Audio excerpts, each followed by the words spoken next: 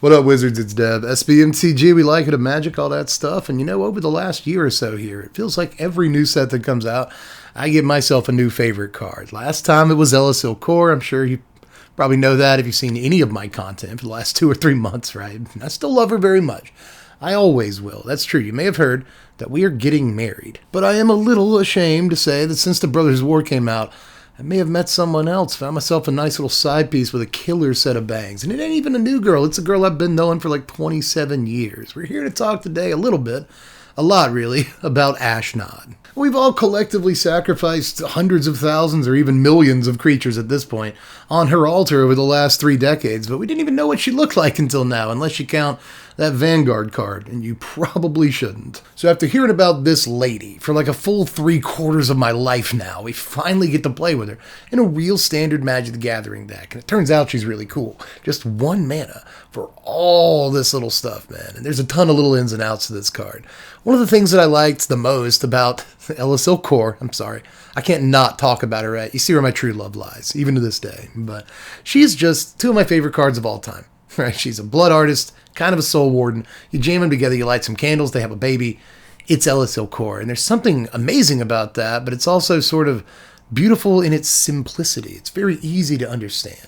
A card like Ashnod is fathoms deeper than a card like Elasil Core. There's a lot of complexity to this. You could say that Ashnod is in possession of a lot of moving parts, and I think that's one of the best puns in the history of the channel. So since there is so much to do with old Busy Bangs over here, I figured that instead of doing like a normal deck tech, we'll do a really deep dive and just scour not only standard, but also EDH rec for commander tech that you can employ with this card right now. And we'll basically give you close to 100 different ways to mess around with this card in multiple different formats. And yes, this is kind of a test drive, a pilot for a new series. We might do like once a season. So if you like this, please let me know in the comments section. But I think that I've dilly-dallied too long considering I have so much to actually cover in the body of this video. So let's get to it. Now, I've got like 5 chapters, I guess, sections maybe, whatever you want to call these, that I want to get to today. And since the card is so sort of complex and has so many things that it does, I think the best way to tackle this would just be to start from the top down. So the first thing she does,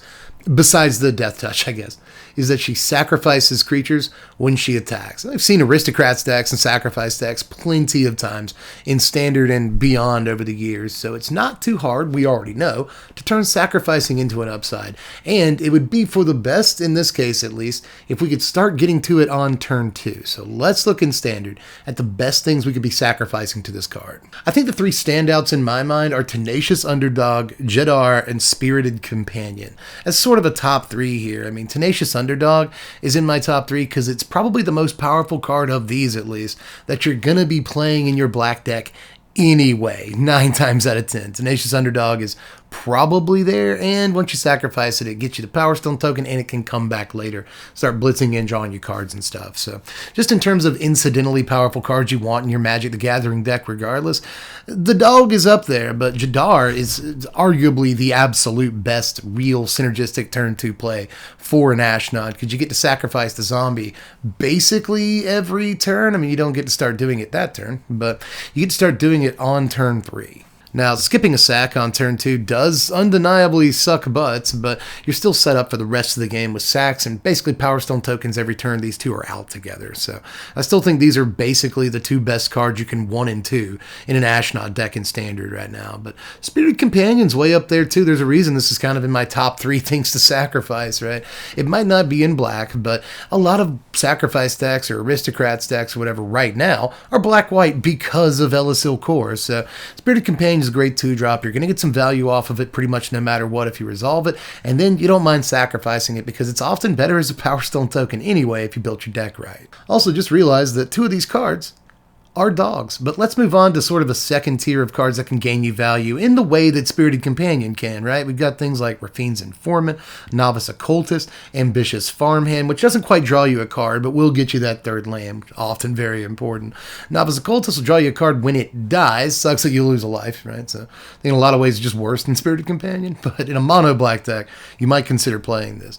Rafine's Informant, also probably worse than Spirited Companion some of the time, most of the time, but it's got better stats every time, no matter what, even if you don't get to connive and put a counter on it. And if you are doing a kind of reanimation sub-theme, then Rafine's Informant can just be way better than Companion. But there's other ways to get value off your 2-drops, which is the real name of the game with a card like Ashnod, right? You want to play stuff like maybe Riveteer's Requisitioner, Power Stone Engineer, Courier's Briefcase. These are all pretty good options for getting mana out of a Ashnod, right? If you sacrifice a Requisitioner or a Power Stone Engineer, you basically double up on mana. You get a Power Stone token and then something else, whether it's a treasure or a second Power Stone. So that's really good mana production there. Then Courier's Briefcase just makes a dude that you can sack to Ashnod, and now again you've got a treasure and a Power Stone token. And that's a pretty good way to get started on turn 2. Also worth noting that you can pay for 50% of the casting cost of a briefcase with a Power Stone token. It'll probably come up every now and again. Same is true for Citizen's Crowbar, by the way, and a number of other lower cards that you might want to consider playing. You got things like Doomed Dissenter, Vengeful Strangler, right? But Crowbar, just like Briefcase, you can help pay for this thing's casting cost with a token, and in this case, you can equip it with a Power Stone token. So you sacrifice the 1/1 token that it gives you to the Ashnod, you get yourself a Power Stone token, you use the token to equip the Crowbar and bust up artifacts and enchantments. It's all nice. Cool little combo. A little less impressive as Vengeful Strangler, but you can still sack it to Ash and then throw it on one of your opponent's creatures. And Doomed Dissenter is a celebrated Aristocrats 2-drop. It's probably not as good as it used to be, and I'm not sure that it was ever really that good, but you can still sacrifice a 1/1 and get a 2/2, which feels like a trade up to me. Aside from that, there's a number of cards here in this category that you don't want to sack, but do care about dies triggers, and you get a lot of value off those, and you want to consider playing. And I wasn't really sure where to park these aside from this category, so maybe things like Morbid Occultist, Voldaren Bloodcaster, and Gixian Infiltrator are worth considering too. Infiltrator gets bigger whenever you sack stuff, obviously, and it's really only going to get bigger once a turn if you're sacking things every single turn to Ashnod. So it's probably the worst card in these 3 cards, but it's still worth taking a look at. Aside from that, though, Bloodcaster is especially neat. You sacrifice things to the Ashnod, you get blood tokens from the Bloodcaster, and the Power Stone tokens you get from Ashnod can help you crack the blood tokens. It's a nice little combo. And in the meantime, you get a 2/1 flyer. Whatever.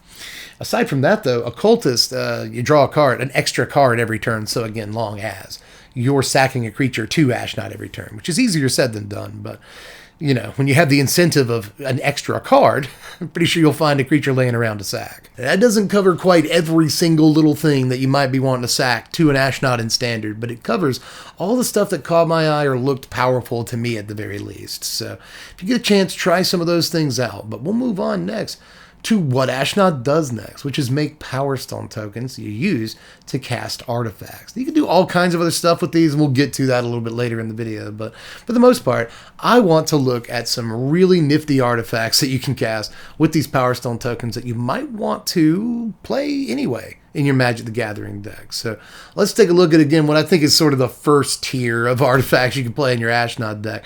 And we'll start with Razorlash Transmogrant, but we've also got Transmogrant's Crown and Weatherlight Completed. Now, again, the cool thing about all these is that Power Stone tokens will help you pay for them or help pay for their activated abilities in a number of cases, right? Like Razorlash Transmogrant.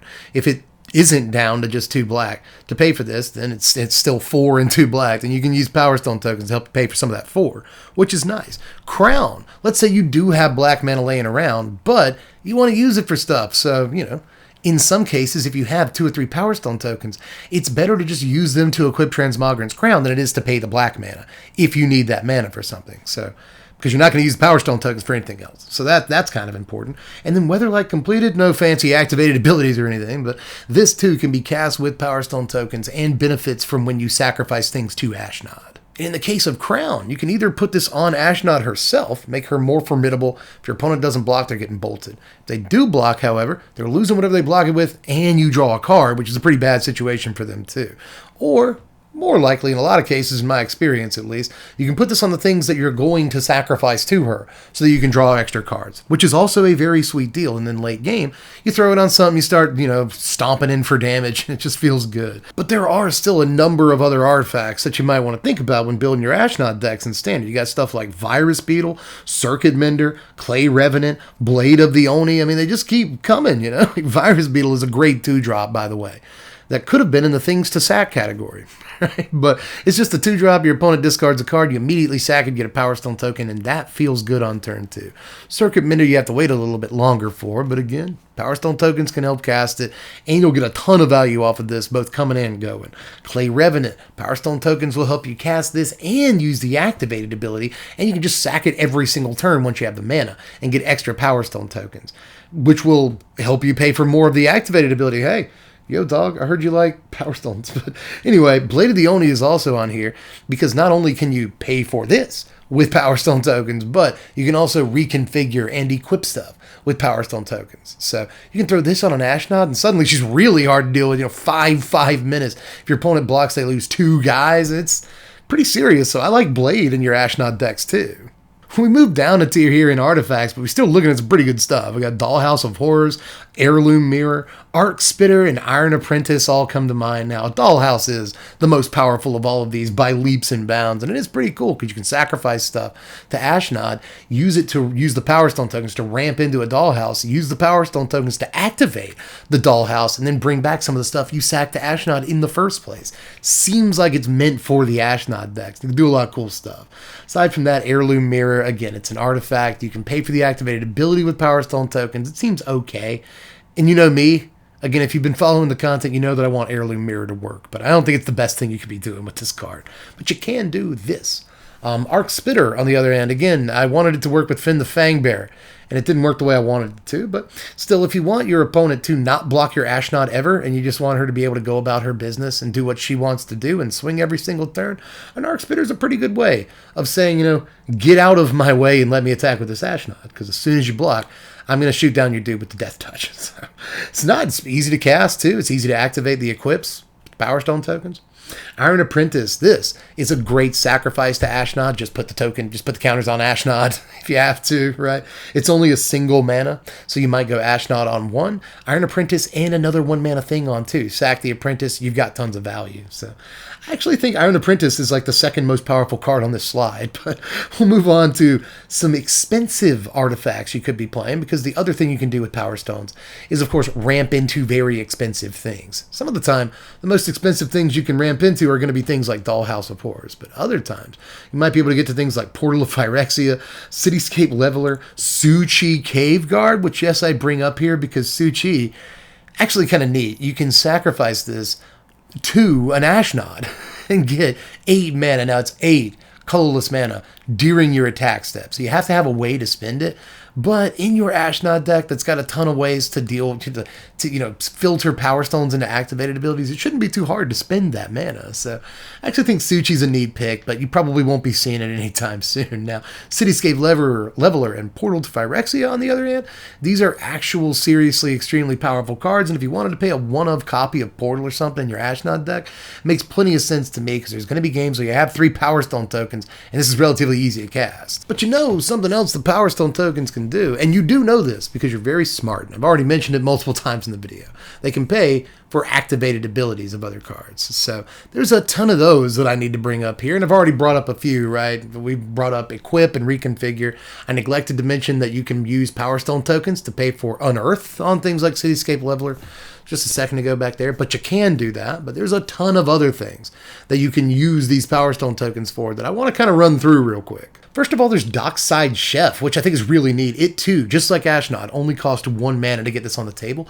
So you get it on the ground early, and you can sacrifice things to Ashnod, make Power Stone tokens, and use the Power Stone tokens to activate his ability, and also sack Power Stone tokens to his activated ability. At the same time, you can pay for his activated ability with a Power Stone and sack that Power Stone, which I think is really, really neat at such a relatively low cost, right?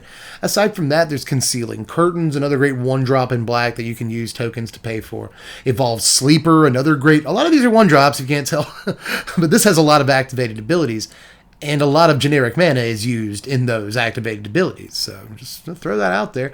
And then Misery Shadow, too. Like, all of these are cheap, powerful at that, black creatures that all have great activated abilities you can use Power Stone tokens for. So just keep that in mind. These are all good, but there's also stuff like Reckoner Bankbuster, the Celestus, Karn Silex, and the silliest of these, but I wanted to throw a silly one in, is Mech Titan Core, But when it comes to Bank Buster, this is obvious. Power Stone tokens not only help you cast the Bank Buster, but also activate the ability. Same thing with the Celestis, ditto, Karn Silex, ditto, and then Mech Titan Core.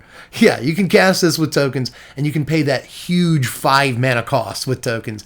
And it's also worth noting that Ashnod makes 3/3 artifact creatures that you can use to sacrifice to make the Voltron Mech Titan Core thing in the first place. So she actually works like surprisingly well with Mech Titan Core. But there's a lot more stuff. There's Caleb Ben Krug, King Darien, sure. Surge Engine, Cult Conscript, which I probably should have listed with all the other like 1 and 2 mana black creatures, but you get the point. Self-explanatory. Surge Engine, same, right? I mean, this has expensive activated abilities Power Stones can pay for, but you can also tap them to play the Surge Engine in the first place. King Darien, this is a very expensive activated ability. And it makes 1/1s you can sacrifice to Ashnod, which will give you Power Stone tokens to then make the activated ability effectively cheaper. It's all a loop. I love it. But aside from that, Caleb Ben Krug is the funniest of these to me. A Kayla deck wants to play a bunch of 1, 2, and 3 drops anyway.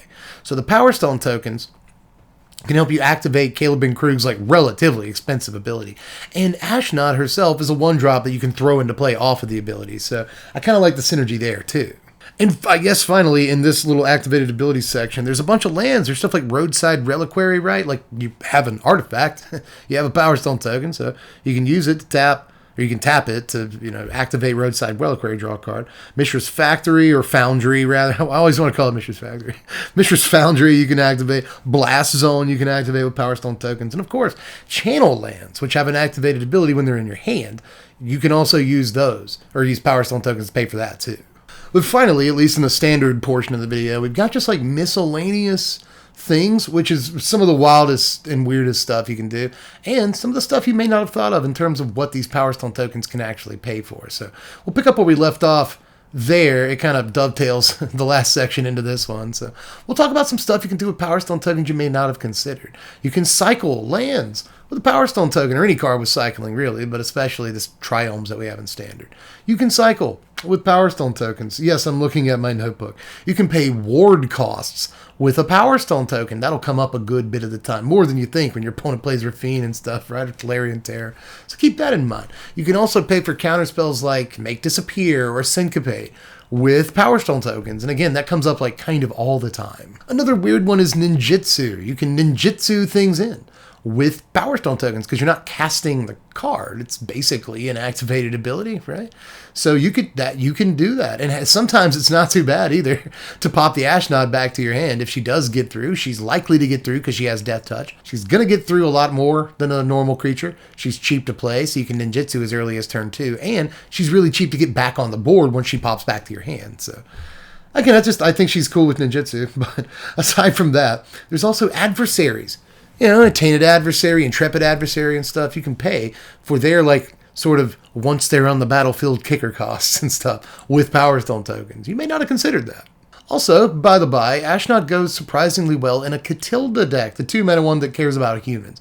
Because Ashnod is a human. It only costs 1 mana, so you're looking for ways to get on the board on turn 1 anyway in your Catilda deck, because you want something that taps for a single mana when you play your Catilda. Well, Ashnod can do that, right? And she can also ramp you even more. If you've got humans you want to throw in the yard, she can do that for you too. Just a lot of stuff that Ashnod can do in a Catilda deck. Just throwing it out there. And of course, zombies, the things that she makes when you pay 5 for her activated ability, which is a lot, but still when you do that, she can make 3/3 zombies. So that works with things like Champion of the Parish or whatever it's called, Archghoul of Thraben, which doesn't care if the thing is a token or not when it dies. So that is also something to point out. If you're looking for more 1-drops for your zombies decks, maybe. But the actual powerful stuff in this category is all the stuff you can sack artifacts to, which sort of just made it into the miscellaneous section because, again, I didn't think it deserved its own section. It's only a few cards, but these are among the most powerful synergies we'll talk about in Standard in the whole video. So remember that cards like Braids exist. Just do that for me. Reckoner's Bargain and Rite of Oblivion especially are also extremely powerful cards to sack Power Stone tokens to. Remember, you can Dude, you sack a lonely Power Stone, a lowly, crappy little Power Stone token to a Rite of Oblivion and exile that permanent over there. And you can do it more than once, too. Reckoner's Bargain. Also a very sweet card, right? Draw multiple cards off of essentially a card you weren't using much of in the first place, a Power Stone token. But the best of these is probably Braids, you know. Not the absolute best 3-drop in the world in a lot of these decks because you want another creature you can sacrifice to Ashnod. But, you know, once you've made a Power Stone token, that's a great thing to sack for Braids because either your opponent doesn't have one and you immediately draw a card and they lose life, and you're feeling good about that. But if they do have an artifact, you're more than happy for them to consider sacking their Reckoner Bankbuster too. But wait, there's more. Hello everyone who followed the timestamp from the beginning of the video. We're officially in the EDH portion of this recording, and there's a number of things that I want to bring up here. I know that I'm not known for being much of an EDH player, but I saw that this card's ranking on EDH Rec was number 1,175. And I wanted to see if we can bring that up a little bit because there's actually a ton of cool stuff you can do in Commander with this. Plus, I just kind of tend to really like 1-mana commanders, and it's especially helpful when they're 1-mana commanders that are characters that I've known for pretty much my entire Magic playing life, and their bangs are awesome. So that helps. So let's try again. Let's try to move her up a little bit in the EDH Rec rankings and look at some of the powerful stuff you can do in Commander. First of all, there's all the stuff I've already mentioned in the videos.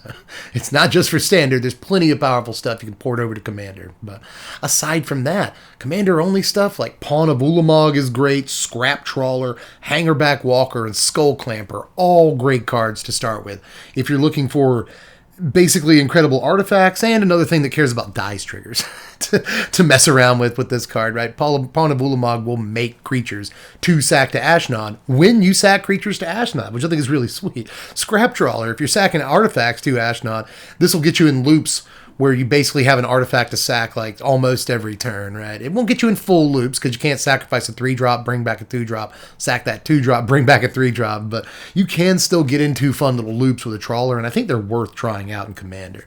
Hangerback Walker, this Power Stone tokens help you cast this for a lot of mana if you have all those Power Stone tokens, but you can also sacrifice this to an Ashnod whenever you're ready to bust a bunch of creatures onto the table all at one time, which you probably will be at one point. Skull Clamp. Now, this, too, if you want to, it's just better than Transmogren's Crown in like most ways, you know. Not only do Power Stone tokens help you cast this, but it's very easy to equip. It's cheaper to equip with Power Stone tokens than a thing like Crown, and it draws you double the cards. Drawing 2 cards every attack step, basically, is just pretty broken. Skull Clamp has proven how broken it is on multiple occasions. I have to tell you that, but Skull Clamp is especially broken with a card like Ashnod. But in EDH, they got plenty of ways to use these Power Stone tokens, and one of my favorite ways is to just make them into actual mana with things like Inspiring Statuary and Herald of Anguish. You know, like you can tap Power Stone tokens to actually cast a real-life spell, Herald of Anguish, and it's not a bad spell either, you know. Inspiring Statuary basically makes it to where once it's down, and again, it's not too hard to cast, you got Power Stones. Basically makes it where you can tap Power Stones to actually for real cast spells, which is a nice little way to kind of trade those in. But we've also got things like Bog Initiate and Initiates of the Ebon Hand if you're really scraping the bottom of the barrel, but I've been playing with the Ebon Hand since I was like 11 years old, so I got special love for this card. Many a Drain Life has been filtered through Initiates of the Ebon Hand for game wins. So I'll always love this card, but either one of these, again, will basically help you filter Power Stone into actual black mana, which is sweet. Aside from that, Commander, just like Standard, has its fair share of huge artifact boys that you can cast with Power Stone tokens, and they're pretty good with Ashnod too. Things like Phyrexian Triniform, Triplicate Titan, Metalwork Colossus, of course, Worm Coil Engine. I mean, every single one of these, except for Colossus, I guess, will split into multiple other creatures when you kill it with an Ashnod. So you can help cast these things with Power Stone tokens, and if you feel like it, you can sack each and every one of them to an Ashnod and get more creatures to sacrifice if that's what you want to do. The only odd man out there is Metalwork Colossus, but again, not only can the Power Stone tokens help you cast this, but they'll also help you bring it back from your graveyard. Another great use for a bunch of Power Stone tokens you might have laying around. But there's still plenty of ridiculously powerful stuff in the sort of Commander Lightning round. We got Trading Post, Idol of Oblivion, Key to the City, Desecrated Tomb, which is probably not the card I should be saying the most excitedly because it's the weakest card on the page. But again, Power Stones help you cast it. And whenever you use Ashnod's ability, you get a 1/1 bat. It could be worse. I mean, it's something you can sack to Ashnod, if nothing else. So I'm always looking for an excuse to shoehorn Desecrated Tomb into a video. If you knew me a couple of years ago, you know how much I love this card, even though it's pretty much definitely bad. I wish that it had gotten a retro frame in the Brothers War. That's how much I love this card, but I think it would look really, really good with a retro frame too. But anyway, I like Desecrated Tomb. You know that about me. If you know me, I like Chamber Sentry. I like Elsil Core, and I like Desecrated Tomb. But Key to the City's next. This will also make sure that, again, your Ashnod can swing every turn by going unblocked. Power Stone tokens help you cast it, and they help with the activated ability. All that sweet. Key to the City might be the key to an Ashnod Commander deck. But that's not all. You know, Idol of Oblivion. Stuttering. Idol of Oblivion. Not only can the Power Stones help you cast this, but they help you activate it too, which is pretty sweet once you got plenty of them. This just does everything for Ashnod, right? Not only can the Power Stone tokens help cast it and activate it, but you can sacrifice Power Stone tokens to it to draw cards, or you can make goats with it to sack to Ashnod to make more Power Stone tokens. I think this goes in basically every single Ashnod Commander deck. There's also a bunch of other legends beside Ashnod that you might want to consider for the 99 in your Ashnod deck. You've got things like Armix, Feign the Broker, Tormod. All of these look sweet, but especially Armix. It cares about the number of artifacts you have on the table. And when you have a bunch of Power Stone tokens laying around, Armix can actually kill some pretty big stuff when it swings. But aside from that, there's things like Feign the Broker, which can sacrifice Power Stone tokens to make Inklings, which I think is just a much better permanent type. And things like Tormod. Whenever you use Ashnod's activated ability to make a 3/3, you get an extra 2/2, which is actually pretty good value. And that's it for now. I purposely left some things out so that you'll have something to talk about in the comments section. Any tech that you might have with Ashnod that I didn't mention here, let me know, except for Mukoltai Soul Ripper, which I think I forgot to mention in the standard section. That's a very good card with Ashnod, isn't it? Look at that. You can sacrifice the Power Stones and make it bigger, and you can cast it with Power Stone. That's nice. So, Soul Ripper's pretty sweet, but anything that I didn't mention here, especially for the EDH category, let me know down there in the comments. But aside from that, I guess I really am done for this one. Again, it's your turn. Just let me know any of your super special secret sauce Ashnod tech jutsu down there if you want to share it with the world. If not, you just keep being a jerk your whole life. But aside from that, do all the YouTube stuff before you cut the lights out. Like, share, subscribe, do the things. Reward the work that I put, because I scoured the Scryfall for this video. And if you really want to help me out, you can check me out on twitch.tv/SBMTGDev, playing some Magic, link in the description. We yell at the screen, we have some fun. And if you really want to support the content, you can give me $1 a month over on patreon.com/SBMTG. Again, link in the description for that. If you want it, really helps out. You can make the channel even better. Can you imagine if the channel was even better? It can be done, I promise. There's a million ways. So if you want to support the content, then help me out over on Patreon, link in the description. But I'm done for this one. No more self-promotion. I hate it as much as you do. Just let me know your thoughts, and I'll catch you cats later. I'm Deb from The Place. Thanks for watching, Wizards. Spread love and be kind.